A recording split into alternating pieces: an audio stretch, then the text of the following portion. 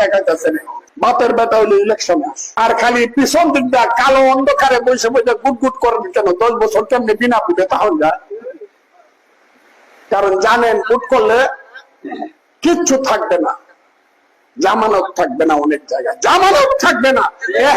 Vote করলে 3টা seat পাইবেন না, কিন্তু 300 সিটের পাওয়ার দেখা যাচ্ছে না। সমস্ত প্রশাসন দখল করে বসে, একটা লোক নাই, 2% লোক নাই, পায়ের উপরে পাও তুলে গিয়া কয় আমি হইলাম অমুক ইসলাম, আমার কথা মানতে হবে। ইউনো চলে তার কথায়, পিসি চলে তার কথায়, প্রশাসন চলে তার কথায়। কেন?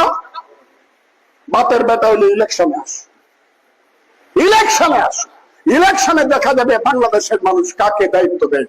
অহংকারী করো, পার্লামার খাতে যদি ইকোনমিটা নষ্ট গানে পাস করে আমি স্যালুট দিব।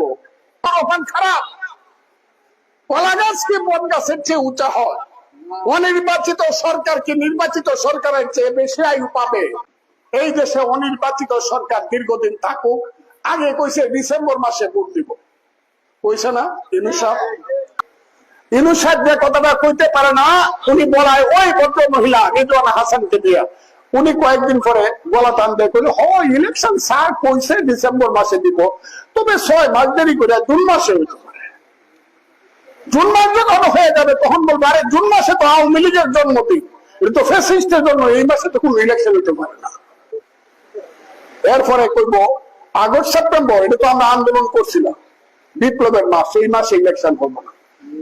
আর অক্টোবর হলো বৃষ্টি, নভেম্বর ডিসেম্বর মাসে হোক। এইভাবে ইলেকশনটা টান টান করিয়া কূটকৌশল করিয়া পিছাইতেছে।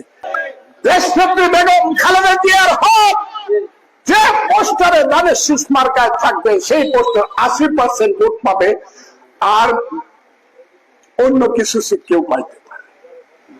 এই কারণে আমি ভোট চাই। তারেক রহমান যেখানে থাকবে সেইখানে হবে ভোট, বিএনপি যেখানে থাকবে সেইখানে হবে ভোট, ধানের শীষ যেখানে।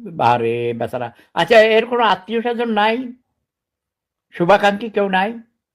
তাকে নিয়ে আপনারা একটু পাবনা নিয়ে ভর্তি করে দেন, যত টাকা লাগে আমি দিব, ওকে পাবনাতে ভর্তি করান প্লিজ।